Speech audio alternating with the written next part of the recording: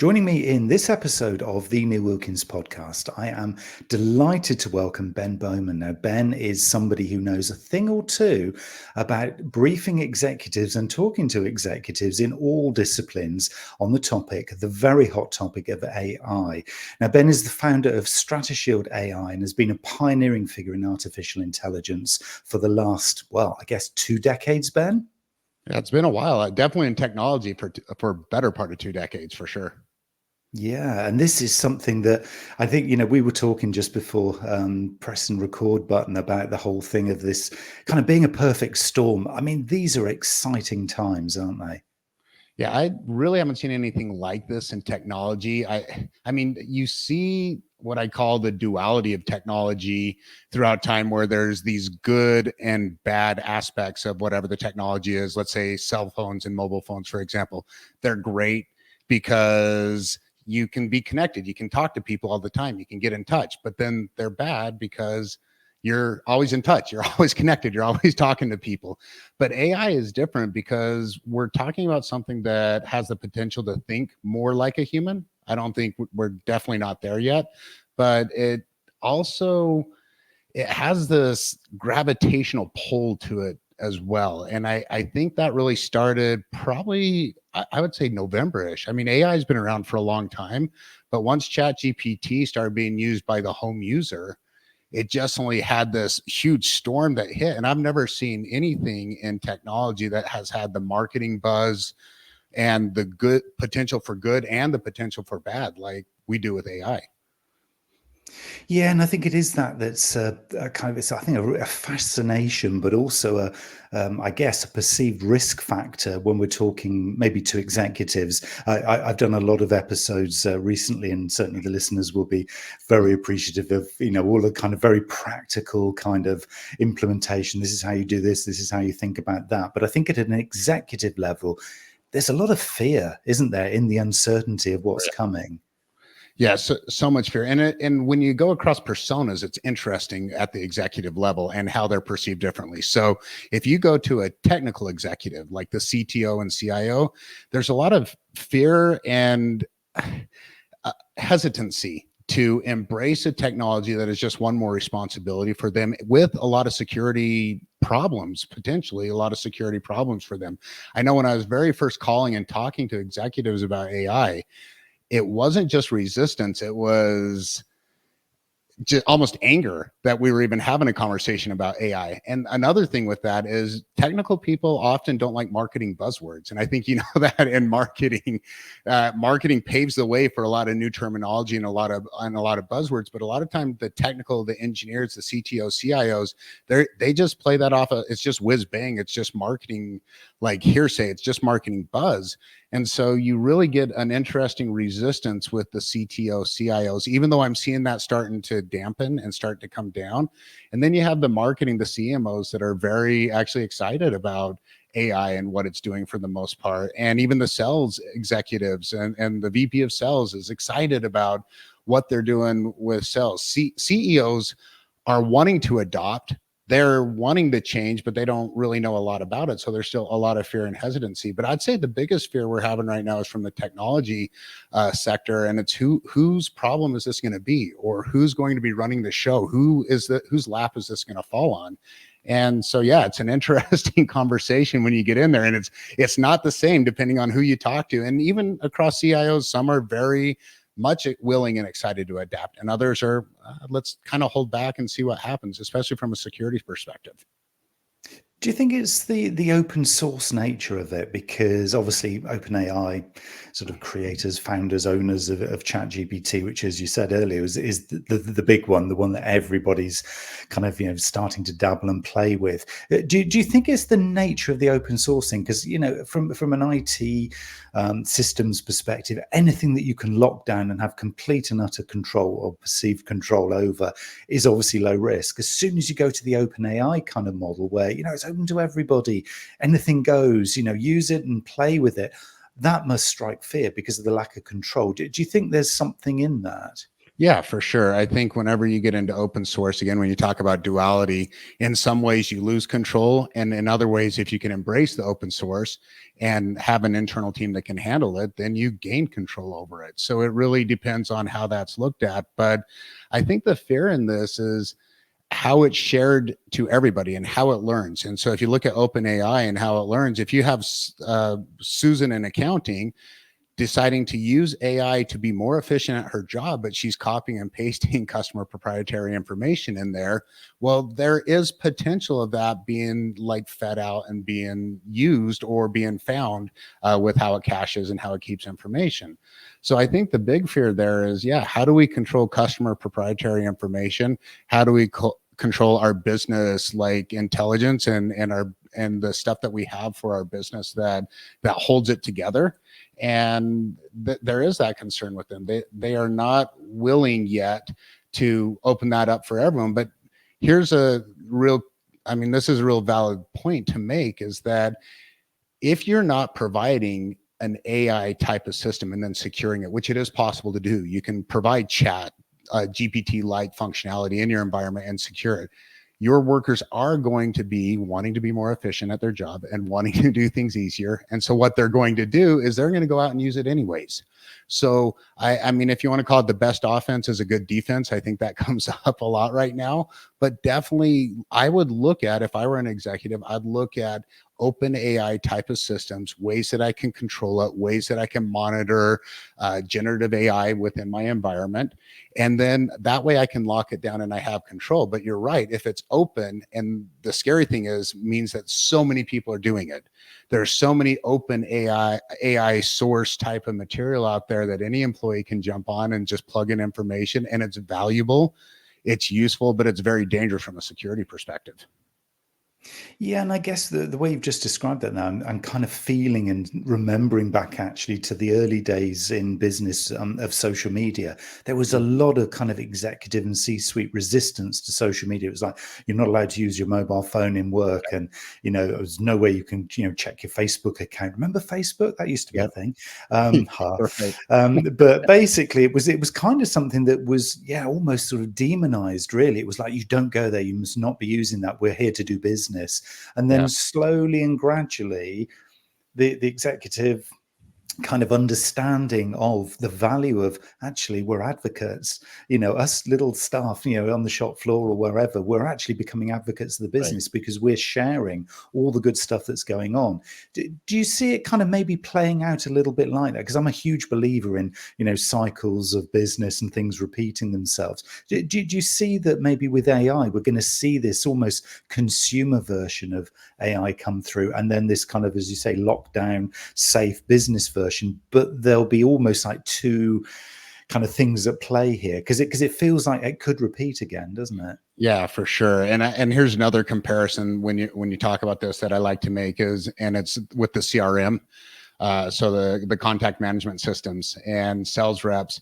And for a while, when they were first getting kind of okay, but they were still a pain in the butt to use, we were all using Excel spreadsheets because we didn't want to use it. And companies that weren't providing a CRM, the employees were going in and using it in an Excel spreadsheet. Well, once you put all your customers' data into an Excel spreadsheet on an employee's laptop or computer, you've now just lost that or shared that for the life of that employee, right? And I think that's exactly what you're talking about, is what's happening. And when you make that comparison, again, to what I was talking about, provide them with the tool, embrace it. In fact, embracing the technology means that you have to understand this technology. If you resist it, then all you're trying to do is figure out ways to resist it. But if you embrace it, you actually can really find out ways at that time on how to secure it. And to your point about social media, absolutely. At first, it was a waste of time. Employees were just wasting bandwidth on the internet and all these negative connotations that social media had. And then eventually, it was almost a mandate, like, hey, get on social media and start talking and start interacting. And especially from a marketing and sales standpoint, I mean, if you're not leveraging the right avenue, and of course there are avenues that work and different from B2C to B2B and different avenues, but if you're not leveraging the right avenue of social media, yeah, you're actually doing the company you work for and yourself a disservice. And it'll be the same for AI. I 100% agree. Do you think it is, again, just going back to this confidence thing, obviously people like Forrester and Forbes and Harvard Business Review and, all of these, research houses and commentators, the big guys, the big consultancies are all saying the same thing, that there's huge potential competitive advantage here for the early kind of adopters, those ones who are early into the game. And it's not about just jumping in, and just, not doing it strategically. But are you seeing evidence that those who do embrace it early are getting advantage? Because you talk to a lot of people, don't you? Yeah, absolutely. And when you talk about the use case for AI is really increased efficiency. And it doesn't mean lower headcount. I know a lot of people think it also means lower headcount. That doesn't have to be the case. It means that you're strategically putting your headcount maybe in more efficient places. But really, it is increased efficiency if you're using AI that fits into your business. The other thing to think about too is that that AI is not the end all for everything. So you do get a lot of companies who are trying to land on the moon, and you're like, well, we're not quite there yet. Let's pump our brakes. But back to your point, the companies that are embracing AI are having more efficient employees. They're having more efficient data. They're going from, especially if you look at data, which we could talk about more, is the lifeblood of AI. If you're looking at data from a data aspect, they're going from reactive analytics to proactive or predictive analytics, or better predictive analytics than what we were able to do before. And then you have different models, and you'll like the one model, as I know that you're into the Ikigai system, but Ikigai Labs actually has a large graphical model that is great at numeric, tabular, and timestamp data. So it's kind of gone outside the LLM or the large language model, which is great at predicting words, right? And looking at words and analyzing words and getting into more analytics with data. So it's an exciting time for a business. But I do tell businesses, if you can't see an ROI with your AI implementation, you probably shouldn't be implementing it. I really am a strong believer that AI should be one of those for the most part, a simple thing to be able to show a clear ROI. And nowadays in business, that's actually a difficult.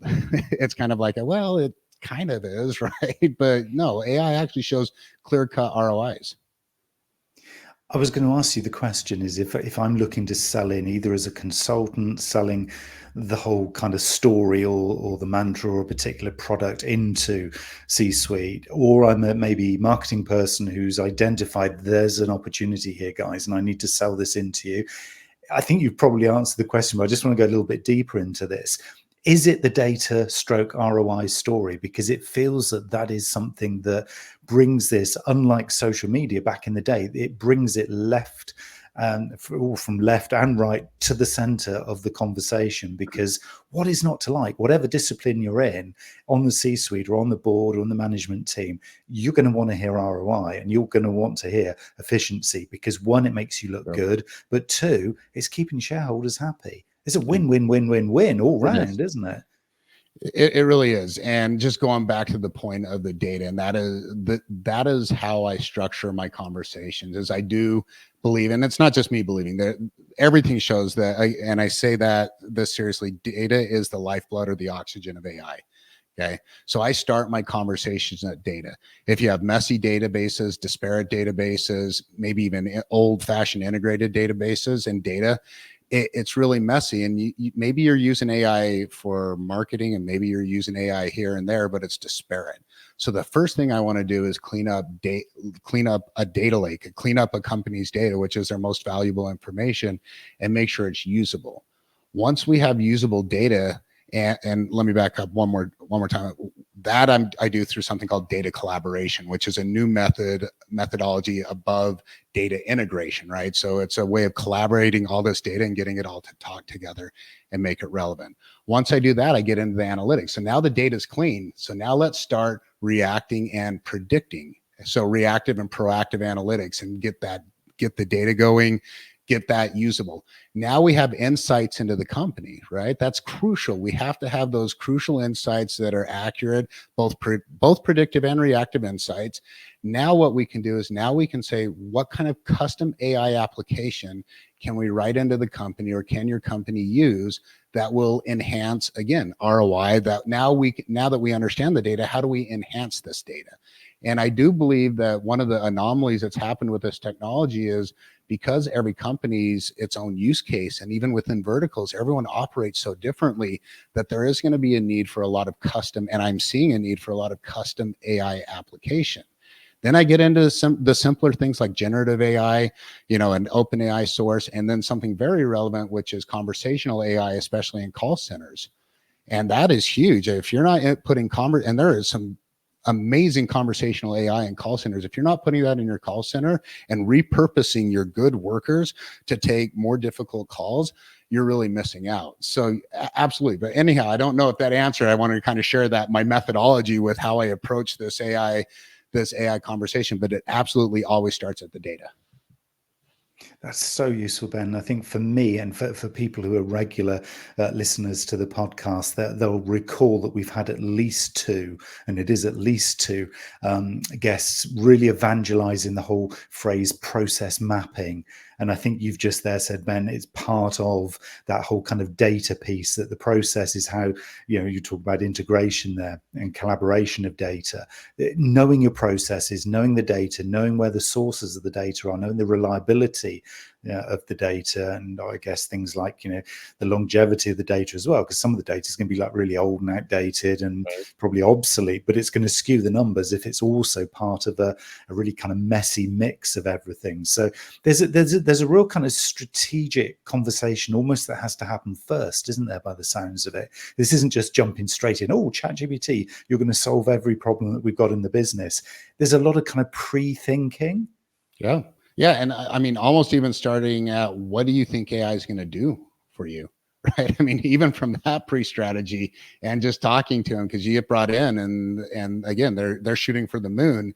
And it's, why do you want AI? What have you read?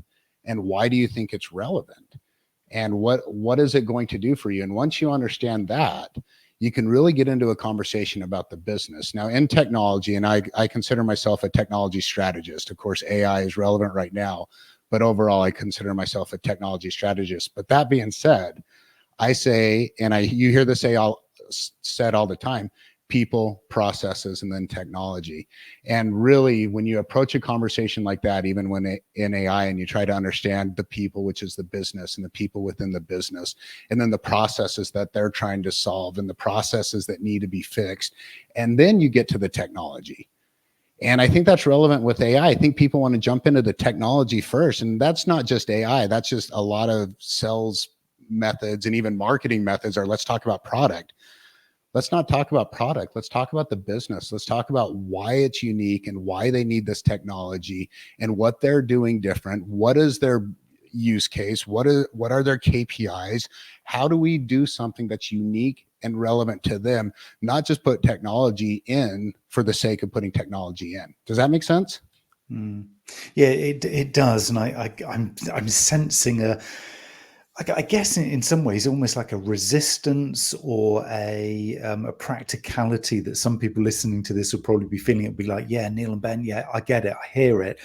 But we are so pressured by maybe this is now at kind of middle management level. We're so pressured by our management team to get in there and do something, because our managers, our directors or C-suite are saying that, competitor down the road there, they're actually doing some stuff here. And so we need to do it. And there's almost this kind of like, I've got to chase the message, I've got to chase the market, I've got to chase the competition. And I read this in the media everywhere, and I'm feeling really pressured.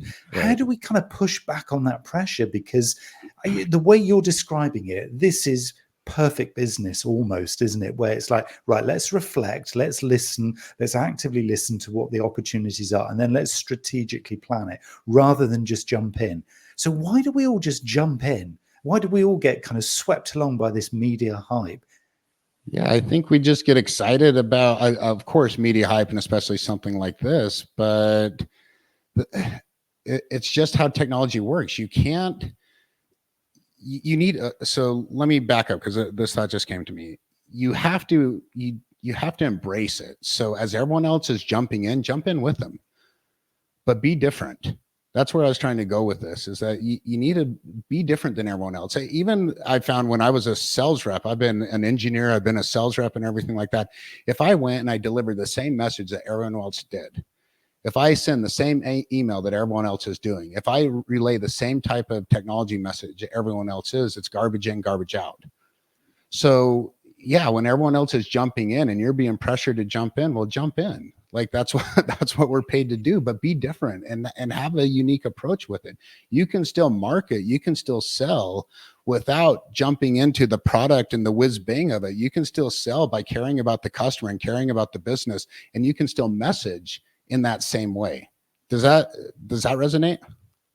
It does, and I think it is putting this stuff in its rightful place, isn't it? Because, and you and I know this because we've seen this so many times, through tech and, the changes and the ways that, businesses and sectors kind of fluctuate and kind of move over time, that there is this kind of almost hype curve, I guess you could call it, but actually good, solid business practice where you do immerse yourself in it, not necessarily 100%, but you give a percentage of your resources and time over to exploration and to investigation and to playing. And if people, I guess, C-suite and below as well, can actually manage to find suitable amounts of time and resource to experiment and play, it probably is that there's almost a sweet spot. What would you say that sweet spot is? If somebody who's listening to this and saying, yeah, it's all very well, Neil, but tell me the number, how much time, how much money should I be putting aside to at least get in the game here? What would Ben say? Yeah, and it would depend on how relevant it is to you and what you're doing, and from what perspective you're talking about. I mean, from a CTO perspective, CEO, you might be spending a decent amount of time right now really evaluating how AI is going to fit into the business. If you're in marketing or sales, don't try to embrace AI if it's there. And that's what I was saying earlier, but don't try to force AI. I see so many companies who, let me put it this way, everyone's an AI company right now. It seems like it doesn't matter in the technology sector. All of a sudden everyone's AI.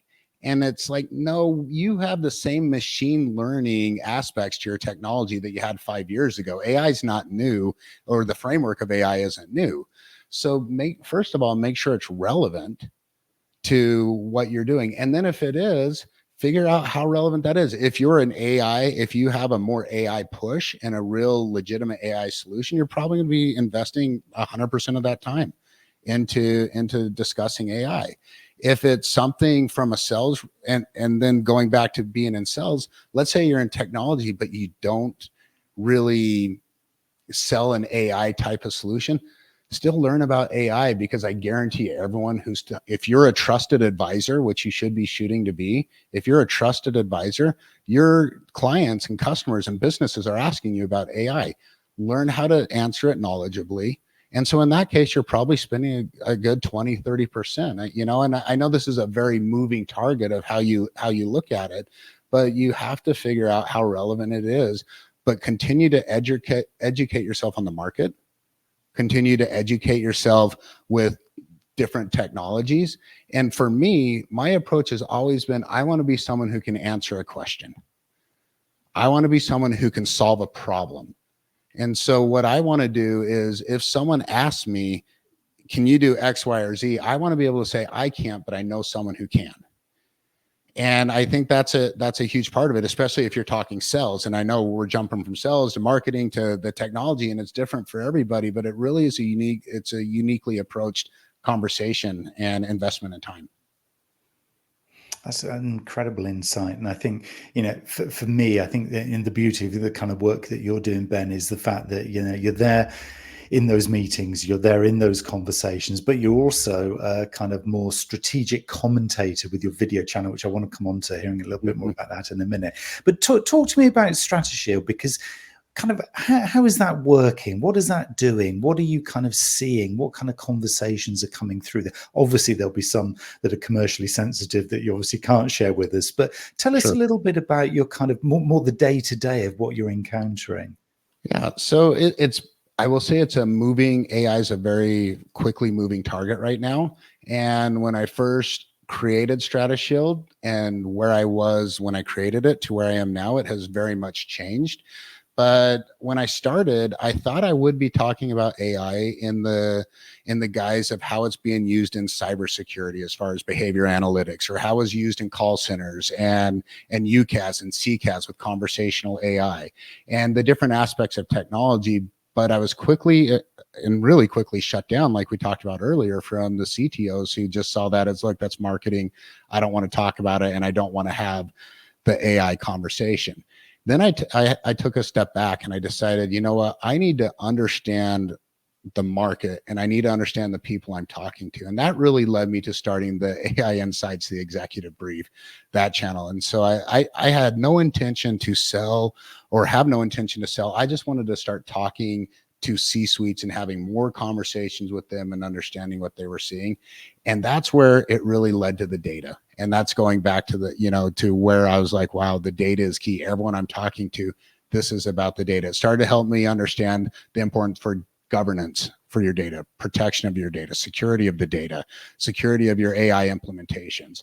And so really now the conversations that we're having are really starting at first. And again, why do you think you need AI? And then we're getting into, how is your data? Is it clean data? Do you have good data? Do you have a lot of data? What can we do with this? And then evolving from there. So it has been an interesting journey and evolution. I can share, I've talked to like they're called convenience stores over here, where you get your gas and everything. And I've talked to and worked with companies like that on predicting gas prices. So again, predictive analytics. I've worked with CRM, with a customized CRM with AI for a solar company. I have worked in so many different areas. I think you have to be nimble and on your toes, but the use cases, even for me, the use cases are always changing. when you come into a company, I think that's one of the fun things and challenging things as you're talking to a customer is, once you find out what they need, you really have to have a good ecosystem developed to be able to solve these needs. And that's one of the, again, another thing that I did is I went out and I found an amazing ecosystem of data scientists, programmers, engineers that understood AI, that I knew when someone brought me in on a project and we had the right conversation, that I could fulfill it, I could do it right, and I wasn't selling them vaporware. I hope that answered the question, but that's really that's really where I'm at right now. And here's the other thing that I will say, funny enough, is what I'm talking about today and what we're talking about today in 1 year from now, it's going to be so different. And I was thinking about, what if you wrote the story of AI right now and where we're at? And I started thinking about the BlackBerry. And you remember, like, the BlackBerry, the Crackberry, everyone was so excited about the BlackBerry. And that was the first real time people were using cell phones like crazy, and they were just addicted to cell phones. But if you wrote the story about a cell phone during the time of BlackBerry, you're writing a totally different story right now. It's not even in the same hemisphere, stratosphere.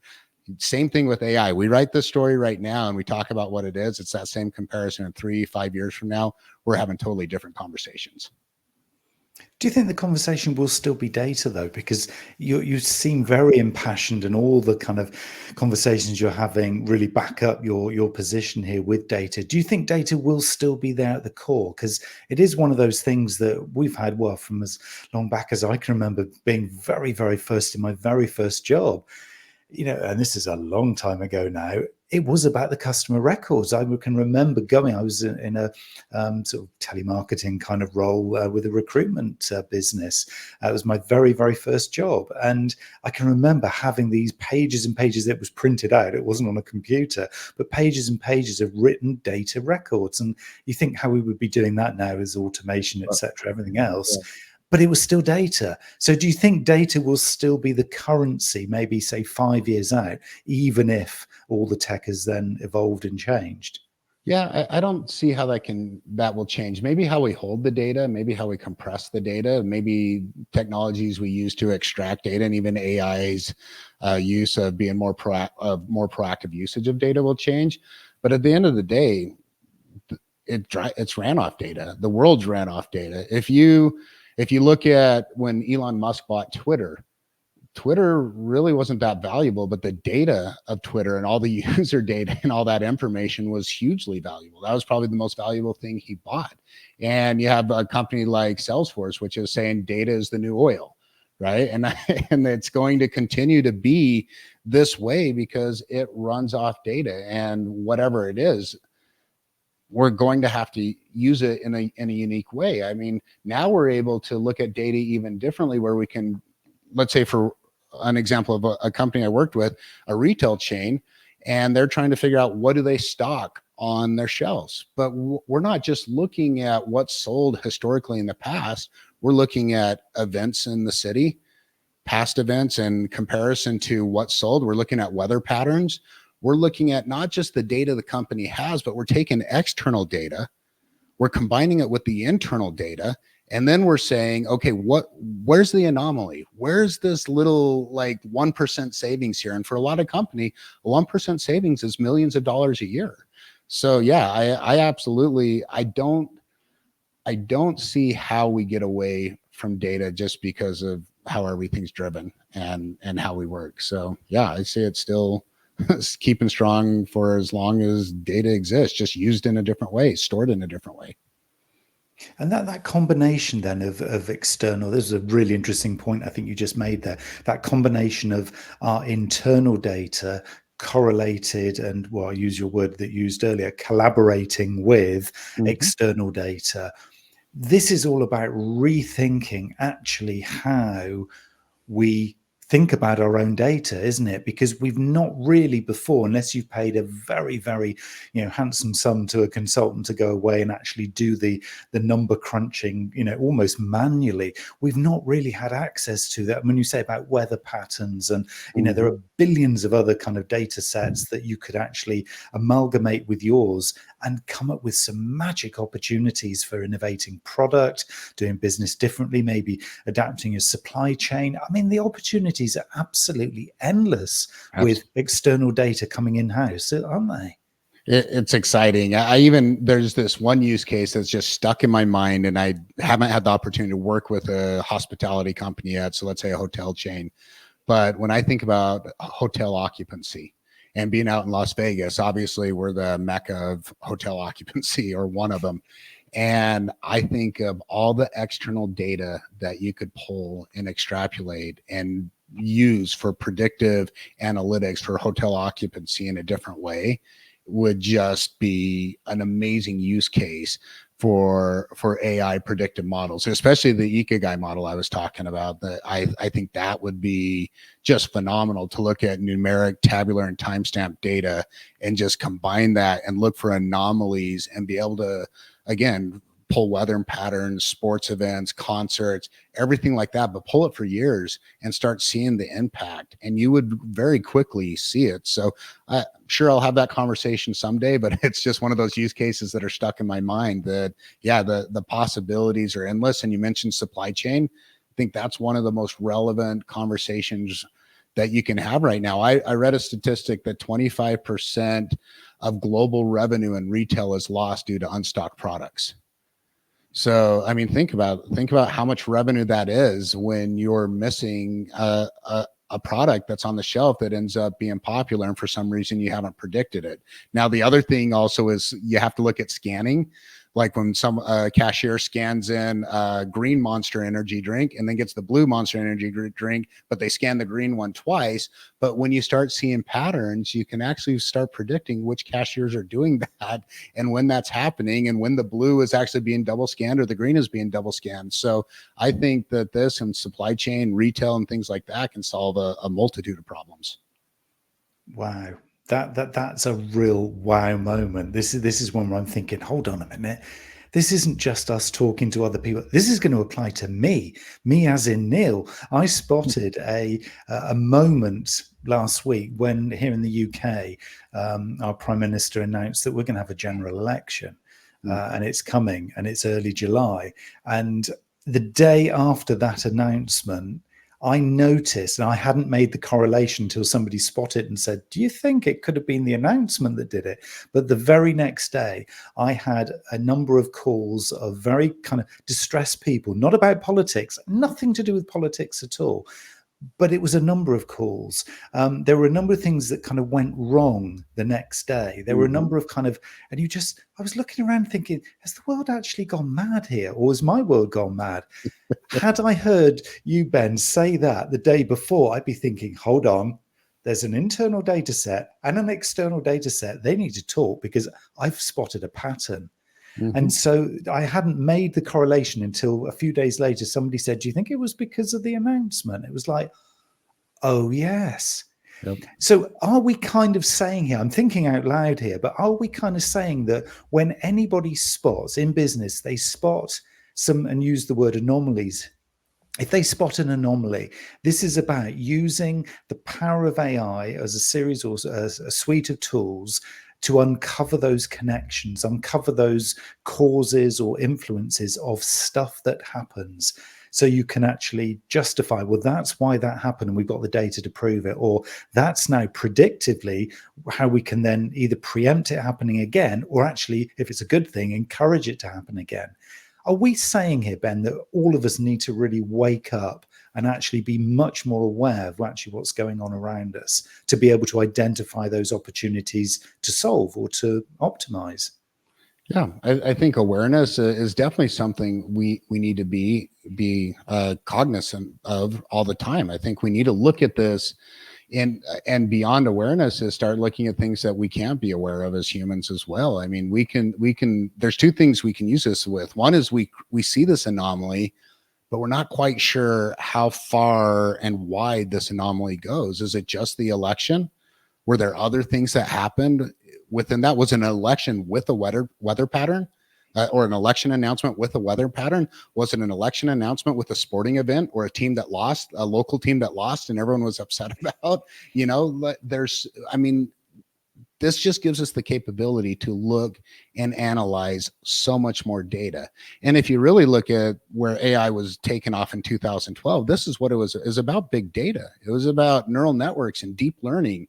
And this isn't anything, the idea isn't anything new. It's just the capabilities are better. I mean, the pharmaceutical and medical industries have been using analytics and in studies and using AI or machine learning, the framework of AI, for a long time. So yeah, absolutely. We need to be aware that the cause and effect, the chain reaction to everything. And there's always a reason.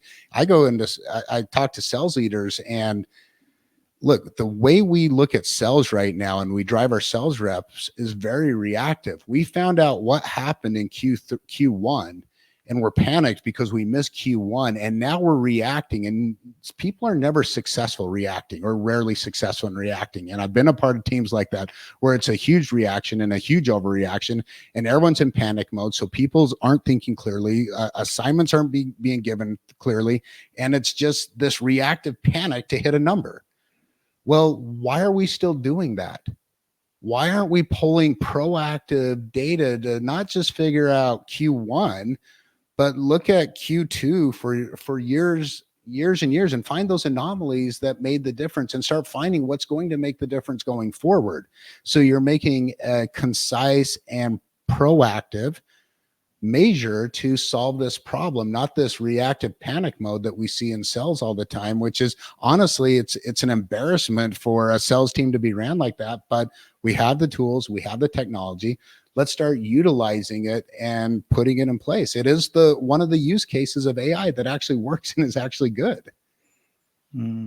This has just been so helpful. There are so many little sound bites and little kind of moments in this. I'm going to go back through this this conversation and actually just timestamp a number of different places in here, because they're just been those little moments. And I'm thinking selfishly and personally here, I can use this stuff. I can do this. I need to do this better for me. So we're not just here kind of evangelizing and saying, hey, everybody else, you need to do it. We're just going to tell you what to do.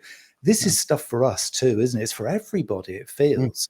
So what AI are you using then? I mean, if you wake in the morning, is there a particular, your go-to AI yourself personally? Yeah, so I'm a GPT I'm a GPT fan. I think it's clean. I know there's other models out there that I've messed with, but as far as cleaning up my emails, cleaning up my writing, even scheduling and going through different tasks, can give you not one for me, but an example. So my wife ended up getting promoted. She's a PA in the medical industry out here, and so she ended up getting promoted, and she's doing 2 days admin and 2 days on her regular clinical visits where she's seeing patients. And she's like, we're having a hard time figuring out, how do I fit? I have to do 800 of these visits by July. I have this many people on my panel. And she was breaking it all. And I was like, hey, I can figure this out. And I just went into ChatGPT and I said, okay, so how much time do you need for admin? How much time do you need for seeing patients? How many telemedicine calls do you make? And we went through her day, and then I said, how many patients do you need to see by August? And I ran it, and the first model was like, it's impossible. You can't do it. And then we started tweaking it around and said, okay, now if we shorten this and we move this over here and we do this, and it would ask AI, try this. And eventually we found a model that she is now, and her company is using for scheduling. So I think there are so many amazing use cases and ways that I use it. The other day, I knew I had some salmon in the freezer, and I just was like, hey, I need a quick salmon recipe. And I've got some honey. I know I want a honey glazed salmon recipe. I've got potatoes. And I put the spices that I have, some onions. I put what I had in my fridge that I knew. It popped up a nice recipe, went in, made it. Wife came home. She's like, oh my gosh, this is delicious. And I'm like, yeah, I made it myself. That's classic, isn't it? Yeah, it's just there to bail us out at every moment, isn't it? Really? Yeah, but it's interesting, and I think the point that you're making there is about chatting with Chat GPT. There's no coincidence that name is Chat GPT, because it is having the conversation, isn't it? Never accepting that first answer and going deeper every single time. Yeah, it's so key, isn't it? It is. And it's funny, as I have trained several people on using ChatGPT. Prompt engineering is one thing, but the way you talk to it, which is kind of prompt engineering, is different. And I'll have Ollie talk about aha moments where people are like, you talk to that like it's a human. And I'm like, yeah, absolutely. I say thank you. I say great job. And and I do get into it sometimes when it's not giving me the answers I want. And sometimes it gets a little like feisty between us, you could say. But yeah, I talk to it. I talk to it like it's a human. Now, is that doing anything different with the response I'm getting? No, but it's probably changing the way I'm talking to it. And if you think about it, this is designed to speak to us and respond like a human. So talking to it like a human helps. Absolutely. I want to keep people connected with you. I know for certain people listening to this are going to think, I need to find out more from Ben, because Ben has absolutely got his finger on the pulse here, to use another medical technique there, which I'm sure GPT can help us with.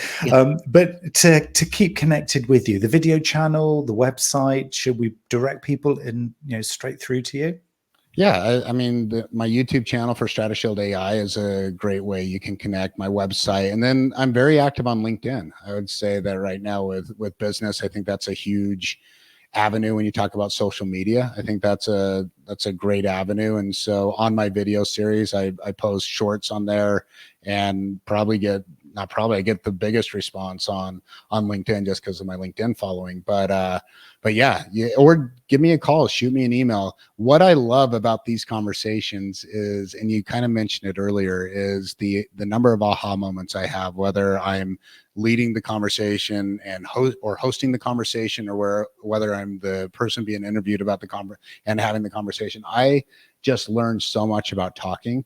And I think that's how we're going to really adapt and learn about AI, is we're going to hear things, we're going to say things. I say things that are wrong all the time, where I'm just like, I think this. And then 5 days later, it's like, I don't think that anymore. But I learn from just having these conversations. So I'm happy to jump on any call with anyone and just shoot through it, just talk through it. Ben Bohman, thank you for your time today.